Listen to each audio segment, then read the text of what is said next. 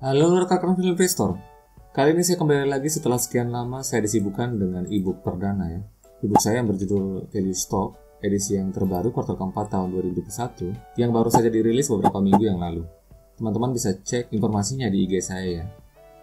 Oke, kali ini saya akan membahas topik yang agak umum dan bisa membuat kita sukses di pasar modal, yaitu bagaimana caranya mencari saham multi-bagger. Topik ini sangat sering sekali menjadi pertanyaan dari para follower saya yang menanyakan bagaimana cara Pak Leo untuk menemukan saham-saham multi-bagger.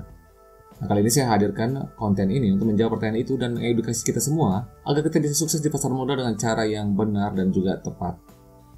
Yang pertama, supaya kita bisa mendapatkan saham multi-bagger, kita harus menggunakan cara screening saham atau menyaring saham dengan tepat dan benar. Ini akan saya jelaskan dalam beberapa bagian ya, yang akan saya pecah dalam beberapa konten, supaya Anda bisa mengikuti cara-cara ini dengan teratur dan juga terarah. Pertama, kita harus pahami dulu fundamental apa saja yang diperlukan atau yang perlu kita lihat pada suatu saham atau suatu perusahaan jika kita ingin melakukan screening saham atau menyaring saham untuk mendapatkan saham multi-bagger. Jadi begini ya, di Bursa Efek Indonesia itu setidaknya saat ini sudah ada lebih dari 700-an saham. Nah, dari 700-an lebih saham ini, tidak semua saham ini yang berfundamental bagus. Hanya ada beberapa saja yang bagus. Ya, dalam pantauan saya setidaknya selama ini saya menganalisis saham, setidaknya ada 130-an saham saja yang saya bisa kategorikan berfundamental bagus. Nah, dari 130-an lebih saham yang bagus ini, tidak semua yang kinerjanya bagus. Artinya kita mencari yang bagus dari yang terbaik. Nah, dari 130 saham itu, kita bisa melihat fundamentalnya secara keseluruhan ya, tidak secara spesifik pada kuartal tertentu saja, tetapi pada beberapa tahun ke belakang dalam beberapa periode tertentu. Dan di sisi lain, sekitar 130-an saham ini tidak semuanya mempunyai valuasi yang murah atau yang lagi murah. Nah, pengertian murah atau yang lagi murah ini beda. Nanti akan saya jelaskan lebih lanjut.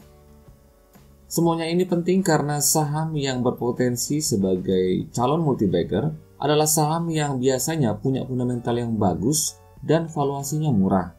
Nah, oleh karena itu saya membuat konten ini agar kita semua bisa paham bagaimana cara mencari saham yang berfundamental bagus dan valuasinya murah yang akan berpotensi menjadi saham calon multi-bagger. Oke, sekarang kita akan bahas fundamental kinerja apa saja yang perlu kita lihat untuk mendapatkan saham-saham yang berpotensi menjadi multi-bagger. Yang pasti di sini dalam video ini saya akan menjelaskan poin-poin penting saja ya, tidak terlalu banyak, tidak terlalu ribet, dan cukup sederhana yang biasanya digunakan oleh kebanyakan investor. Fundamental yang pertama itu tentunya kinerja pendapatannya atau penjualannya. Kinerja pendapatan atau penjualan yang terbaru harusnya naik atau tetap bertumbuh. Biasanya investor akan lebih suka dengan kenaikan daripada penurunan. Jadi kita lebih dulu lihat apakah ada peningkatan penjualannya pada tahun atau kuartal tersebut. Selanjutnya, jika ada peningkatan penjualan, kita coba cek laporan arus kasnya. Apakah ada peningkatan pada arus kas yang diterima dari pelanggan? Nah, harusnya ya jika pendapatannya naik, maka akun kas yang diterima dari pelanggan juga naik. Tetapi jika tidak naik, akun arus kas dari pelanggan ini tidak naik, maka kita harus telusuri lagi dari mana pendapatan itu berasal, atau dari mana pendapatan itu naik. Jangan-jangan dari sesuatu yang hanya bersifat pembukuan saja. Nah, biasanya sesuatu yang seperti ini, pendapatan yang seperti ini biasanya tidak disenangi oleh investor. Berikutnya, kita akan lihat kinerja laba bersihnya.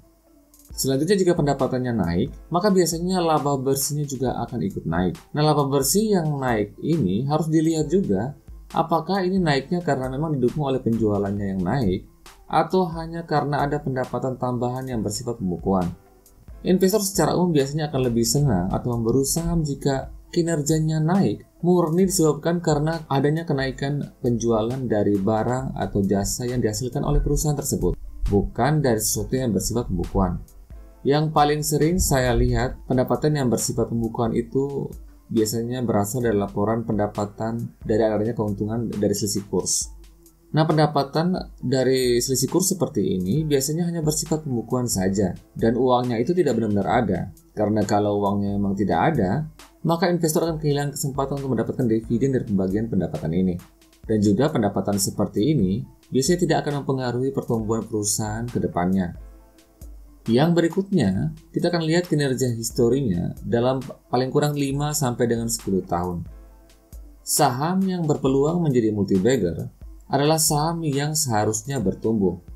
Artinya secara histori, kinerja laba bersihnya selalu konsisten naik setiap tahunnya. Nah, seperti ilustrasi gambar berikut ini, kita perhatikan ya. Investor tentunya akan lebih senang dengan perusahaan A ketimbang perusahaan B. Anda perhatikan, perusahaan A memperlihatkan konsistensi yang cukup baik dari peningkatan laba bersihnya. Sedangkan perusahaan B, walaupun sekali-sekali laba bersihnya naik, tetapi juga ada kadangnya turunnya. Nah, pergerakan laba bersih seperti perusahaan B ini tidak terlalu disenangi oleh investor. Nah, ini juga berkaitan dengan statement dari Pak Loke Hong ya. Ketika menilai saham Auto dan juga Astra, beliau berpendapat bahwa alangkah baiknya jika kita melihat suatu saham tidak hanya dalam satu kuartal saja, tapi harus lebih luas dari itu. Kita harus melihat minimal 5 tahun kinerjanya atau paling enggak dalam jangka panjang 10 tahunan.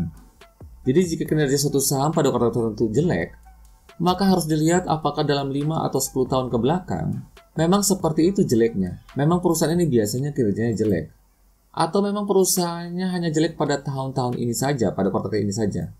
Nah, kalau tahun ini jelek atau pada kuartal ini jelek, maka kita bisa cari tahu mengapa perusahaan itu mempunyai kinerja yang jelek pada kuartal tersebut. Lalu apakah ada peluang kinerjanya berbalik menjadi bagus pada kuartal selanjutnya atau pada tahun selanjutnya. Nah, dari sinilah kadang kita ketemu peluang multi-bagger justru datang dari perusahaan yang kinerjanya lagi turun dan berpeluang naik lagi atau yang biasa kita sebut sebagai saham turnaround. Misalnya ketika saya bahas saham BBNI, ketika saya bahas video di YouTube tentang BBNI, ketika itu harga saham BBNI masih di 5 ribuan.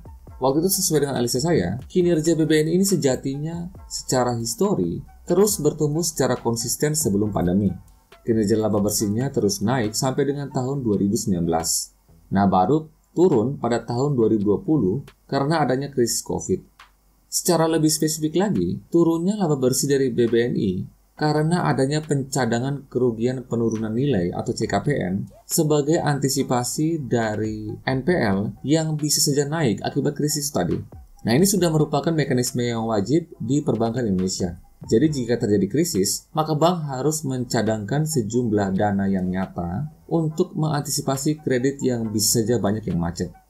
Nah, jadi harusnya pada saat saham BBNI itu ada di 5 ribuan, dan PBV-nya sudah yang paling murah ya di antara the big four bank, PBV BBNI waktu itu sekitar 0,7 kali saja. Harusnya pada saat itu kita akumulasi saham BBNI ini, karena kita mempunyai analisa seperti ini. Jika krisis COVID ini berlalu, lalu ekonomi kembali pulih, maka BBNI tidak perlu lagi mencadangkan CKPN ini karena resiko kredit macet sudah mulai berkurang, NPL sudah mulai turun, dan pada akhirnya laba bersihnya juga bisa kembali naik seperti saat sebelum pandemi. Dan terbukti benar, ternyata pada kuartal kedua sampai dengan kuartal ketiga tahun 2021, kinerja BBNI sudah mulai perlahan bangkit. Dan begitu juga sahamnya mulai naik dari sekitar 5 ribuan pada saat itu menjadi sekitar 8 ribuan saat video ini dibuat. Nah, kita perhatikan ya, pada laporan keuangan terbaru kuartal keempat tahun 2021, angka CKPN sudah turun drastis, yang menyebabkan kinerja laba bersihnya juga naik. Dan hasil akhirnya, seperti yang sudah saya katakan, BBNI sudah tembus 8 ribuan. Maka itu artinya saham BBNI sudah naik sekitar 38% dari posisi akhir di 5 ribuan itu. Lumayan naik kan? Daripada kita pilih saham Bukalapak yang secara historinya memang sudah jelek, saat ini pun kinerjanya juga nggak jelas, dan juga ke depan masih belum jelas mau jadi perusahaan digital, tetap jadi perusahaan digital atau perusahaan investasi seperti Saratoga. Karena waktu itu memang pada akhirnya pada tahun 2021, banyak sekali investor yang silau dengan saham-saham teknologi seperti ini dan melupakan saham yang punya peluang bagger seperti BBNI ini. Nah, yang keempat yang kita lihat, kita bisa menilai dari hutangnya, dari tingkat solvabilitasnya. Salah satu ciri saham yang disukai oleh investor dan berpeluang jadi multi-bagger adalah perusahaan yang hutangnya kecil atau bila perlu tidak ada. Anda perhatikan salah satu alasan yang membuat kenapa saham Sido muncul bisa naik terus, padahal valuasinya kelihatan sudah premium. Ya karena itu, hutangnya bisa dibilang tidak ada. Yang dimaksud hutang di sini adalah hutang yang mengandung bunga atau hutang yang mengandung resiko terhadap keuangan perusahaan seperti hutang bank, obligasi, surat hutang, atau senior note dan sejenisnya. Anda perhatikan pada laporan keuangan terbaru ya Sido muncul. Anda perhatikan di sini Sido muncul sama sekali kelihatan tidak mempunyai hutang. Dan memang Sido muncul sama sekali tidak punya hutang. Anda perhatikan ya. Semua hutang yang ada di sini merupakan hutang yang tidak mengandung bunga. Dan sebagian besar itu hutang adalah hutang usaha yang merupakan hutang yang produktif. Dan komposisi hutang yang seperti ini itu adalah komposisi hutang yang sangat disukai oleh investor. Nah, itulah kenapa saham Sido muncul tetap naik terus walaupun saat ini valuasinya sudah tergolong cukup premium. Walaupun memang sebenarnya saya tidak menampik ya bahwa suatu perusahaan yang mau bertumbuh itu memang harus butuh hutang agar pertumbuhannya bisa lebih cepat. Tapi akan lebih bagus lagi jika sebuah perusahaan itu pertumbuhannya cepat dengan tanpa bantuan dari bank atau tanpa bantuan dari hutang bank. Nah, saham seperti inilah yang akan berpeluang menjadi multi-bagger.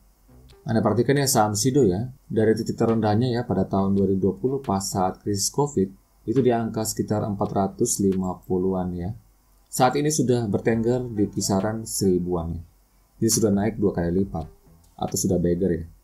Padahal saham-saham sektor konsumer lainnya saat ini memang sudah dalam posisi terkapar ya. Tetapi saham Sido ini sepertinya satu-satunya saham sektor konsumer ya yang masih menunjukkan pertumbuhan pergerakan saham yang cukup baik. Bahkan kita lihat grafiknya ini terus menunjukkan tren yang naik. Nah, yang berikutnya kita lihat dari unsur fundamentalnya ya, agar kita bisa mendapat saham multi-bagger itu kita lihat dari ekuitasnya. Ekuitas ini harusnya tidak boleh negatif, karena kalau sampai negatif artinya perusahaan itu hampir bangkrut atau paling tidak ini merupakan salah satu ciri perusahaan yang jelek. Jumlah ekuitas bisa jadi memang akan berkurang dalam 1 tahun ya. Itu karena ada beberapa hal. Misalnya saja perusahaan itu memang sedang mengalami kerugian ya, sehingga ekuitasnya akan berkurang. Atau bisa jadi perusahaan pada tahun tersebut membagikan dividen yang lebih besar daripada laba bersihnya. Hal ini dapat membuat ekuitasnya menjadi berkurang. Dan faktor lainnya juga, tapi memang intinya ekuitas tidak boleh negatif dan harusnya malah bertambah terus setiap tahunnya. Hal ini supaya apa? Supaya kita bisa mendapatkan harga saham yang suatu saat bisa akan lebih murah dengan sendirinya. Kenapa bisa begitu? Jadi begini, untuk bisa memahami ini, Anda harus paham dulu rumus dari price to book value. Ini salah satu indikator untuk menilai valuasi suatu saham. Nah, price to book value itu angka ini didapat dari harga saham dibagi book value. Nah, book value itu sendiri itu dapatnya dari ekuitas dibagi jumlah saham yang beredar. Nah, dari rumus ini, kita bisa menarik kesimpulan seperti ini. Jika harga saham suatu perusahaan di situ-situ saja, tapi di sisi lain ekuitasnya naik terus, dan di sisi lain jumlah sahamnya tetap, atau tidak ada penambahan ya misalnya karena right issue, maka otomatis PBV-nya akan menurun dengan sendirinya. Itulah kenapa biasanya setelah rilis laporan keuangan sebuah emiten yang terbaru ya, jika hasil kinerjanya bagus atau naik ya, sehingga ekuitasnya naik, maka PBV-nya akan menjadi lebih murah. Hal ini akan membuat investor dalam tanda kutip menyesuaikan harga saham saat ini dengan PBV yang mereka anggap wajar. Itulah kenapa setelah rilis laporan keuangan yang terbaru ya, biasanya harga suatu saham akan naik karena memang banyak investor yang akan memborong lagi saham itu yang sebelumnya murah karena memang penjelasan soal ekuitas tadi. Itulah sebenarnya yang menjadi dasar perhitungan harga wajar yang menurut saya, yang saya sering gunakan, yaitu Standard Deviation Band untuk PBV. Jadi cukup simpel bukan? Nah, tips selanjutnya atau langkah-langkah selanjutnya untuk menemukan saham multi-bagger akan saya jelaskan pada video-video berikutnya. Dan setelah ini saya akan menjelaskan tentang prospek IPO saham Gotoh ini yang lagi dibicarakan ramai sekali oleh investor di muka bumi ini, terutama di Indonesia ya. Jadi saya terdorong untuk memberikan penjelasan seputar saham Gotoh yang mungkin saja ada peluang di sini. Oke, sekian dulu informasi kali ini. Semoga informasi ini bermanfaat. Salam Value Investor.